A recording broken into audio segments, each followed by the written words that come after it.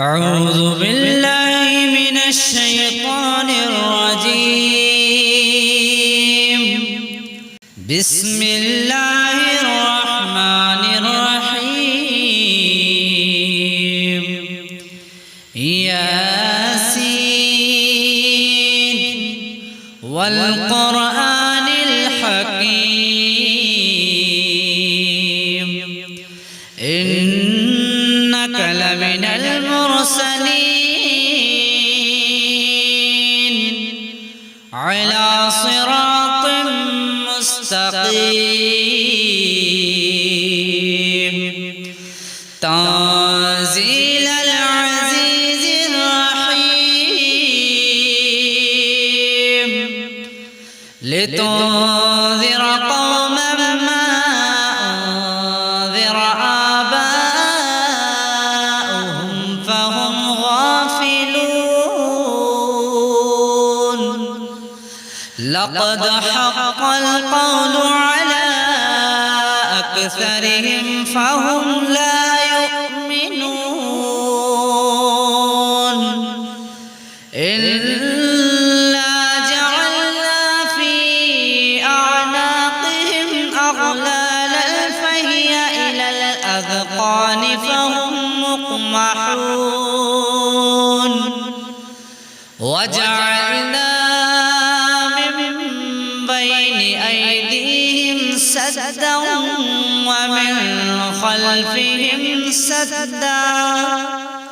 ومن خلفهم سدا فأغشيناهم فهم لا يبصرون وسواء عليهم أأنذرتهم أم لم تنذرهم لا يؤمنون إنما تنذر من اتبع الذكر وخشي الرحمن بالغيب فبشره بمغفرة وأجر كريم إنا نحن نحيي الموتى ونكتب ما قدموا وآثارهم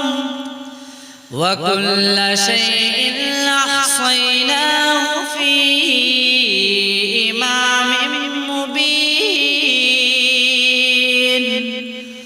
واضرب لهم مثلا أصحاب القرية إذ جاءها المرسلون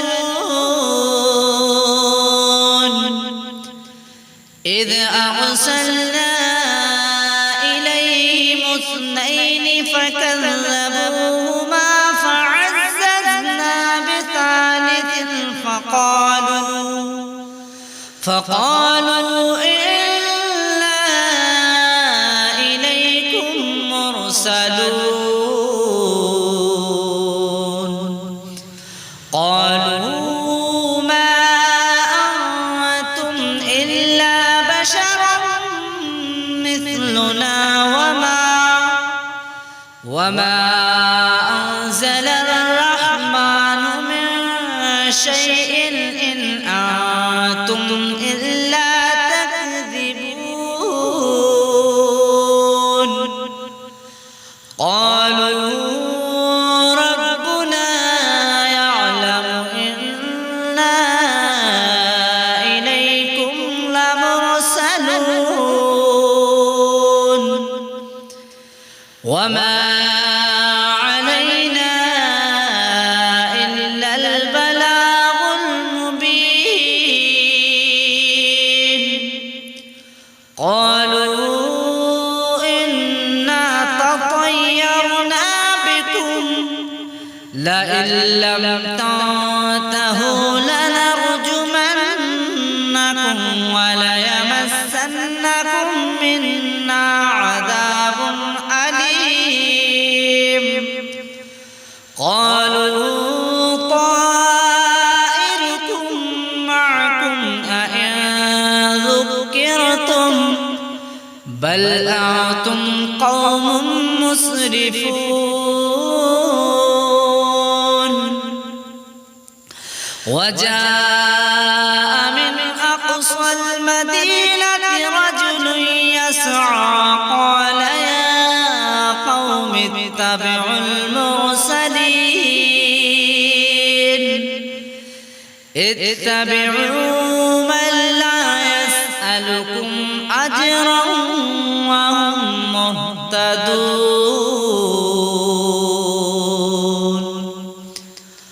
وما لي لا أعبد الذي فطرني وإليه ترجعون أأتخذ من دونه آلهة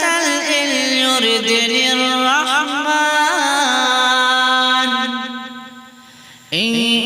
يردني الرحمن بضر لا تغن عني شفاعتهم شيئا ولا ينقذون إني إذا لفي ضلال مبين إني آمنت بربكم فاسمعون قيل ادخل الجنة قال يا ليت قومي يعلمون بما غفر لي ربي وجعلني من المكرمين وما أنزلنا على قومه من بعده من جود من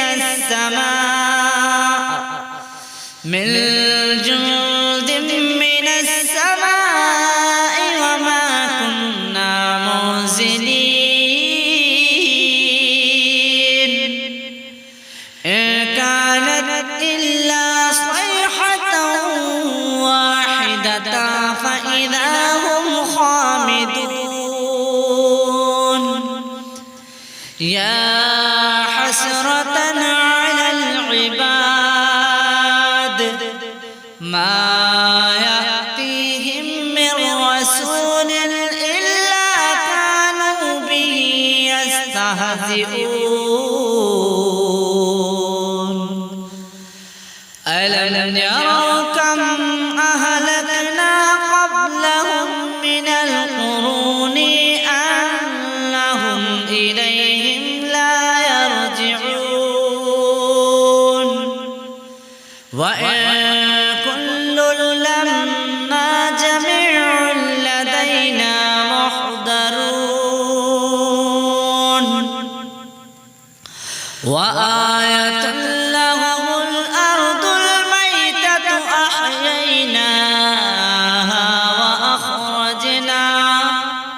أحييناها وأخرجنا منها حبا فمنه يأكلون وجعلنا فيها جنات من نخيل وأعناب وفجرنا فيها من العيون ليأكلوا من ثمره وما عملته أيديهم أفلا يشكرون سبحان الذي خلق الأزواج كلها مما تنبت الأرض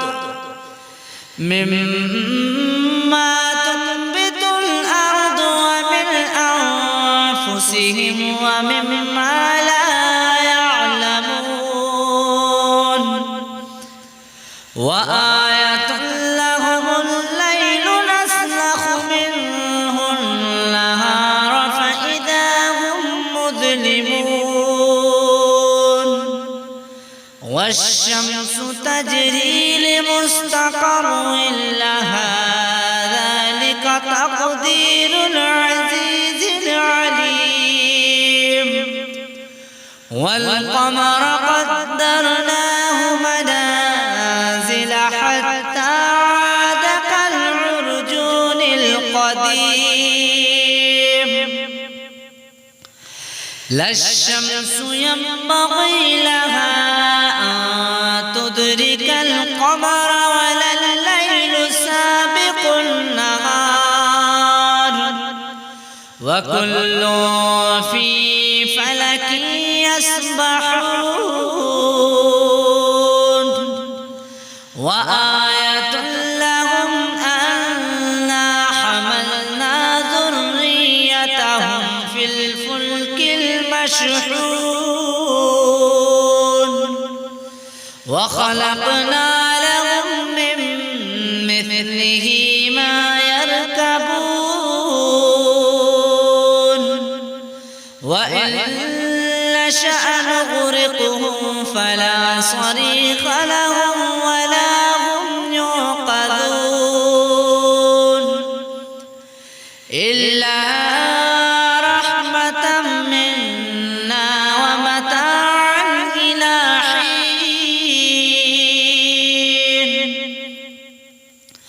وإذا قيل لهم اتقوا ما بين أيديكم وما خلفكم لعلكم ترحمون وما تأتيهم من آية من آيات ربهم إلا كانوا عنها معرضين وإذا قيل لهم أنفقوا مما رزقكم الله قال الذين كفروا للذين آمنوا ونطعم من لو يشاء الله أطعمه إن أنتم إلا في ضلال مبين ويقولون متى هذا الوعد إن كنتم صادقين ما ينظرون إلا صيحة واحدة تأخذهم وهم يخصمون فلا يستطيعون توصية ولا إلى أهلهم يرجعون ونفخ في الصور فإذا هم من الأجداث إلى ربهم ينسلون قالوا يا ويلنا من بعثنا من مرقدنا هذا ما بعد الرحمن وصدق المرسلون إن كانت إلا صيحة واحدة فإذا هم جميع لدينا محضرون فاليوم لا تظلم نفس شيئا ولا تجزون إلا ما كنتم تعملون إن أصحاب الجنة اليوم في شغل فاكهون هم وأزواجهم في ظلال على الأرائك متكئون لهم فيها فاكهة ولهم ما يدعون سلام سلام قولا من رب رحيم وامتازوا اليوم أيها المجرمون ألم أعهد إليكم يا بني آدم ألا تعبدوا الشيطان إنه لكم عدو مبين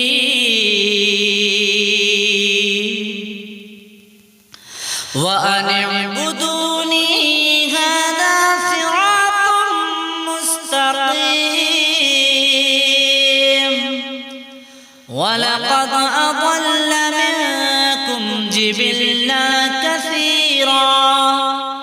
أفلم تكونوا تعقلون هذه جهنم التي كنتم توعدون اصلوها اليوم بما كنتم تكفرون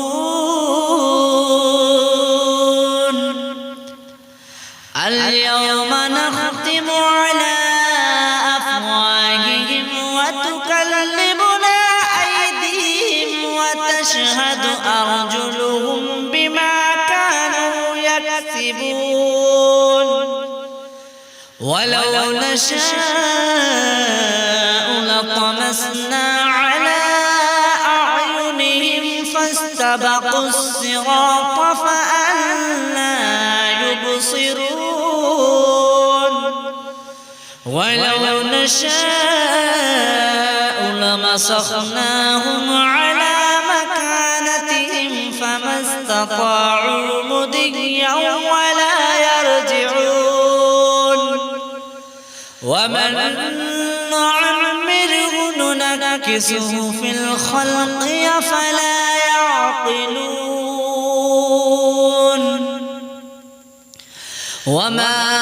علمناه الشعر وما ينبغي له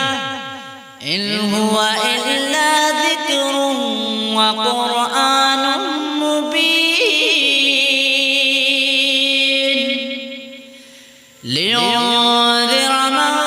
كان حيا ويحق القول على الكافرين أولم يروا أنا خلقنا لهم مما عملت أيدينا أنعاما فهم لها مالكون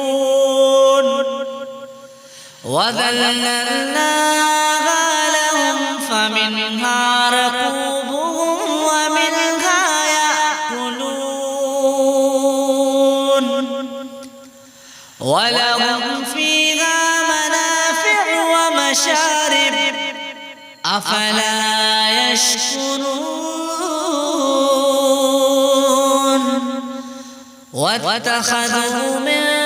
دون الله آلهة لعلهم ينصرون لا يستطيعون نصرهم وهم لهم جند محضرون فلا يحزنك قولهم إنا نعلم ما يسرون وما يعلنون أولم يرى الإنسان أنا خلقناه من نطفة فإذا هو خصيم مبين وضرب لنا مثلا ونسي خلقه قال من يحيي العظام وهي رميم قل يحييها الذي أنشأها وهو بكل خلق عليم الذي جعل لكم من الشجر الأخضر نارا فإذا أنتم منه توقدون أوليس الذي خلق السماوات والأرض بقادر على أن يخلق مثلهم بلى وهو الخلاق العليم إنما أمره إذا أراد شيئا أن يقول له كن فيكون فسبحان الذي بيده ملكوت كل شيء وإليه ترجعون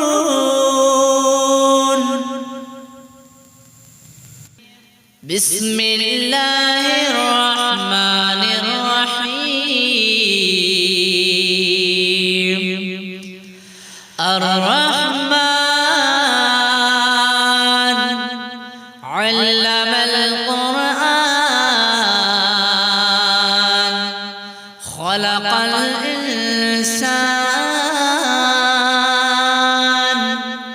علمه البيان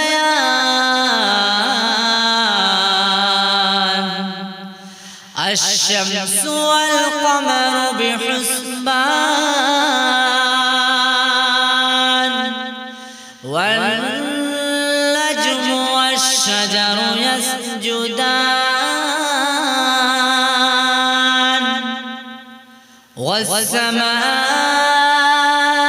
رفعها ووضع الميزان ألا تطغوا في الميزان وأقيموا الوزن بالقسط ولا تخسروا الميزان والأرض وضعها للأنام فيها فاكهة والنخل ذات الأكمام والحب ذو العصف والريحان فبأي آلاء ربكما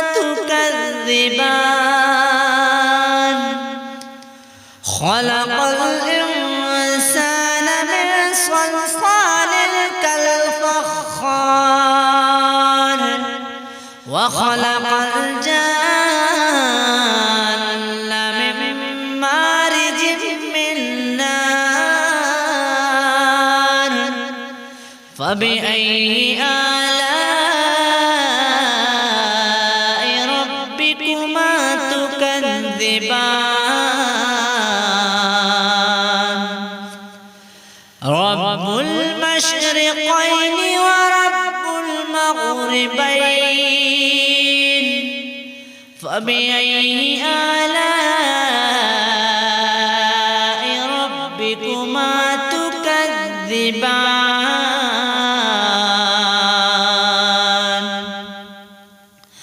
مرج البحرين يلتقيان بينهما برزخ لا يبغيان فبأي آلاء ربكما تكذبان يخرج منهما اللؤلؤ والمرجان فبأي آلاء ربكما تكذبان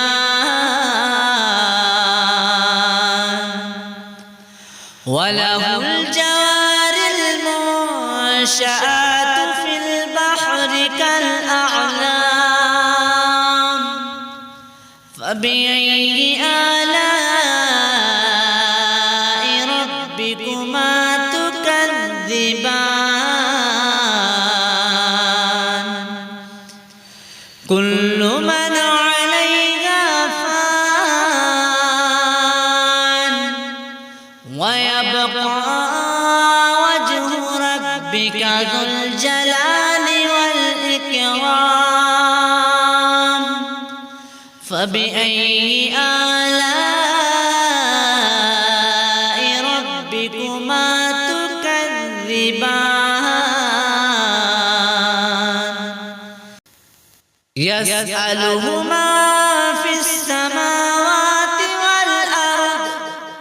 كل يوم هو في شأن فبأي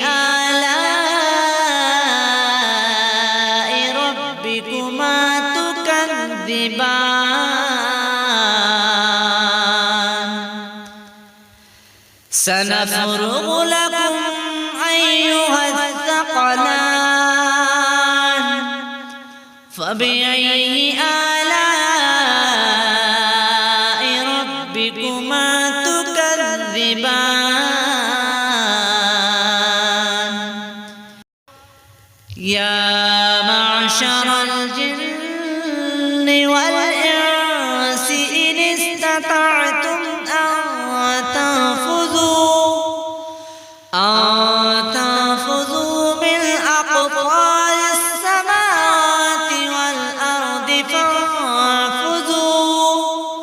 لا تنفذون إلا بسلطان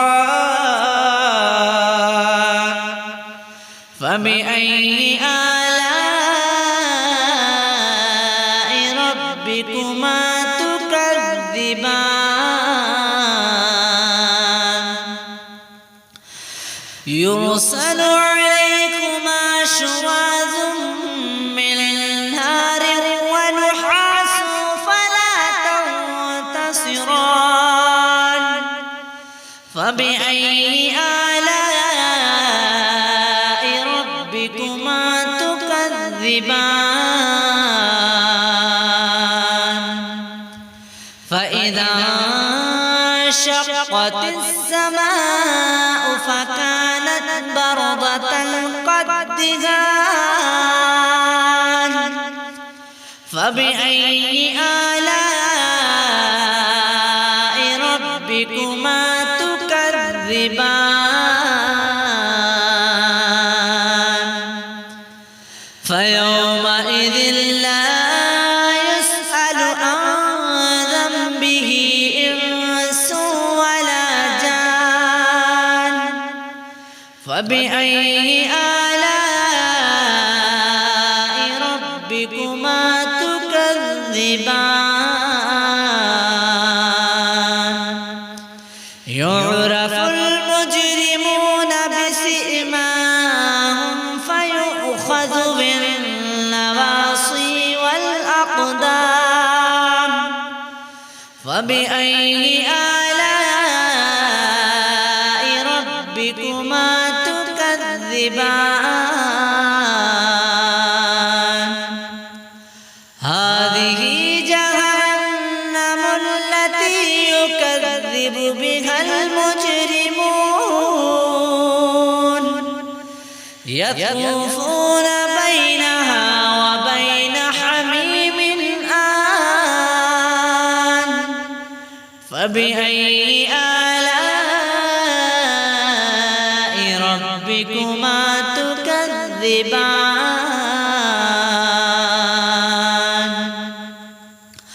ولمن خاف مقام ربه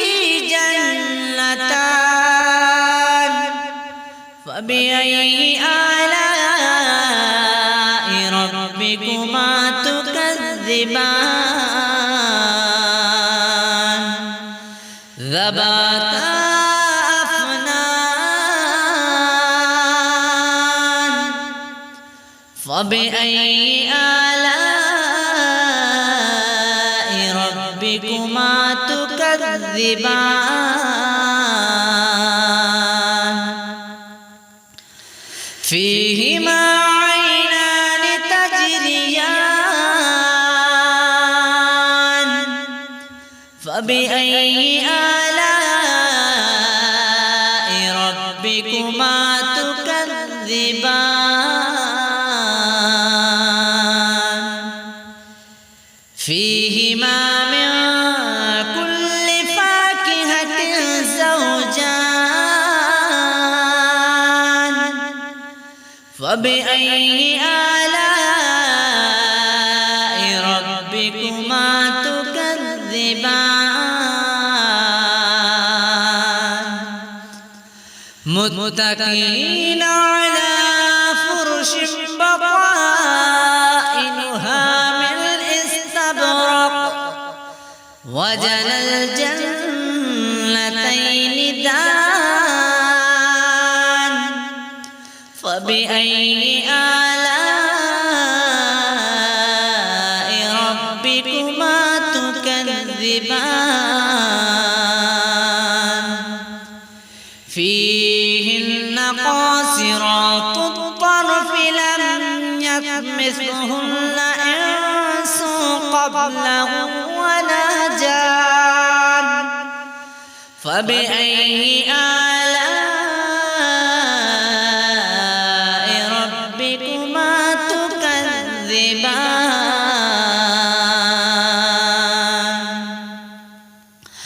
كأنهن الياقوت والمرجان فبأي آلاء ربكما تكذبان هل جزاء الإحسان إلا الإحسان فبأي آلاء ربكما تكذبان ومن دونهما جنتان فبأي آلاء ربكما تكذبان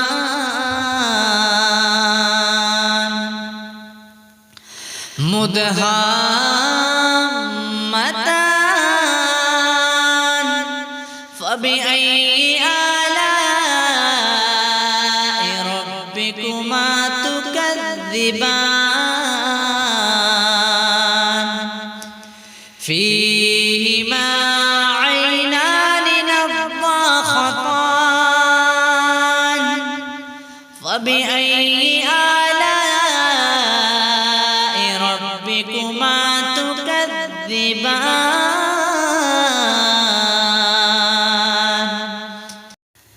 فيهما فاكهة ونخل ورمان فبأي آلاء ربكما تكذبان فيهن خيرة الحسان فبأي آلاء ربكما تكذبان حور مقصورات في الخيام فبأي آلاء ربكما تكذبان لم يطمثهن إنس قبلهم ولا جان فبأي آلاء ربكما تكذبان متكئين على رفرف خضر وعبقري الحسان فبأي آلاء ربكما تكذبان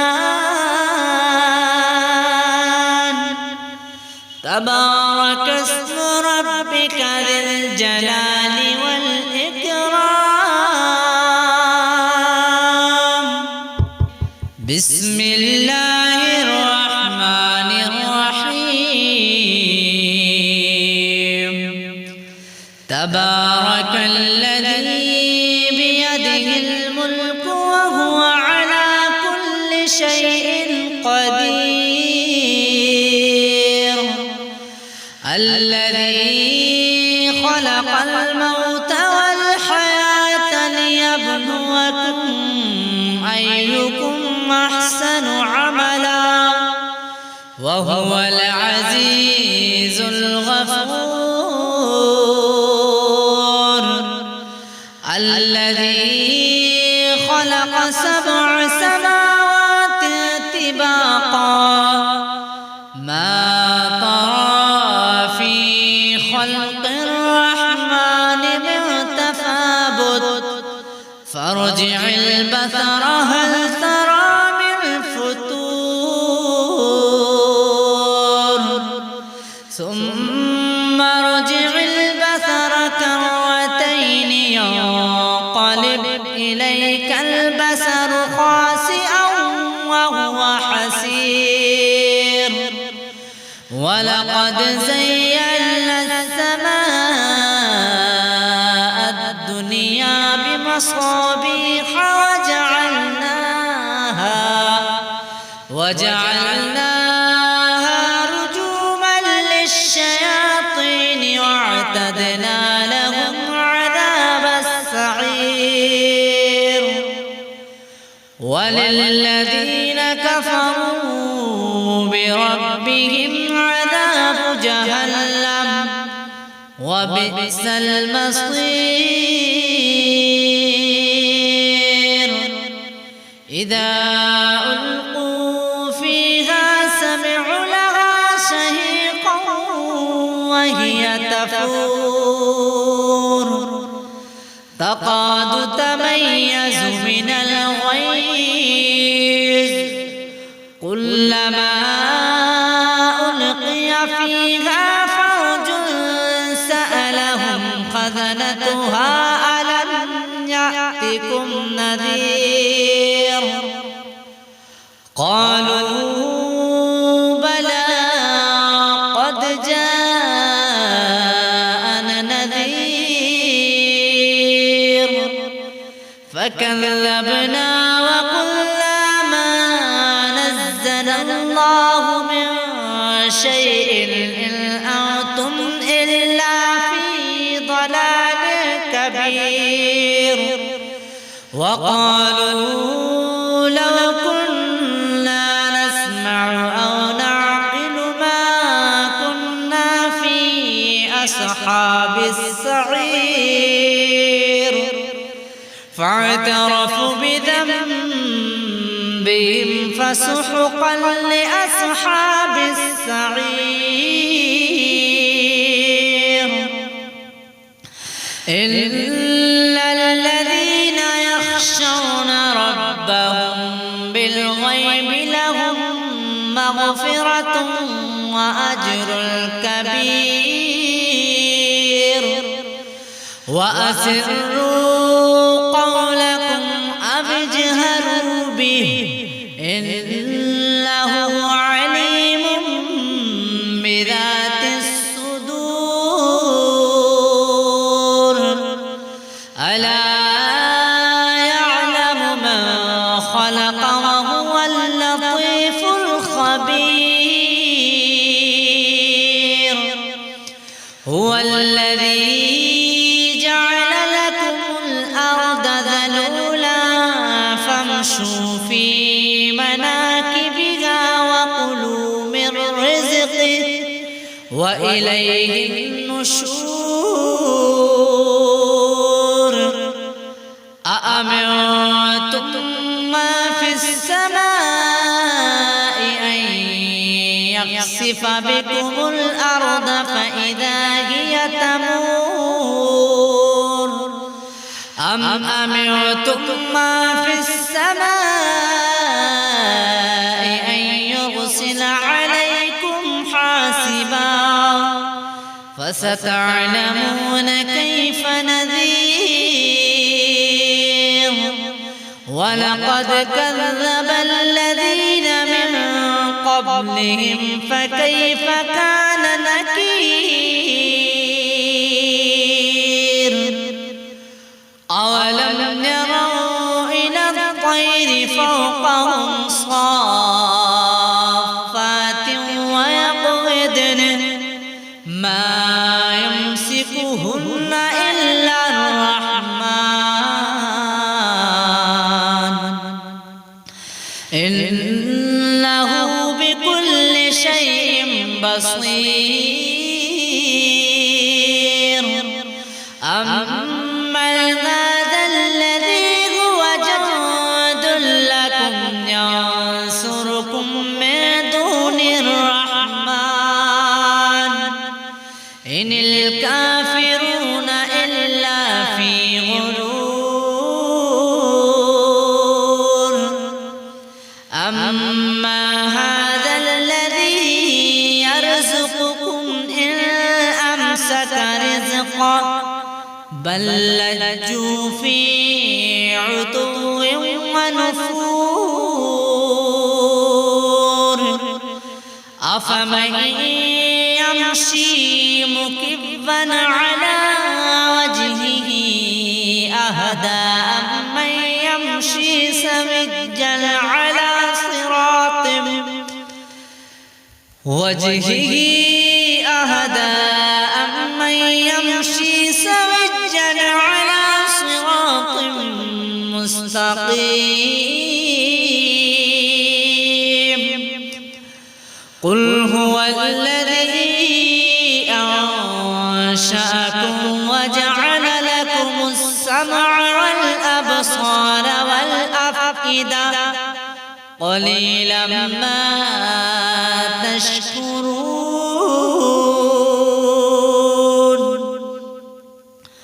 قل هو الذي ذرأكم في الأرض وإليه تحشرون ويقولون متى هذا الوعد إن كنتم صادقين قل إنما العلم عند الله وإنما أنا نذير مبين فلما رأوه زلفة سيئت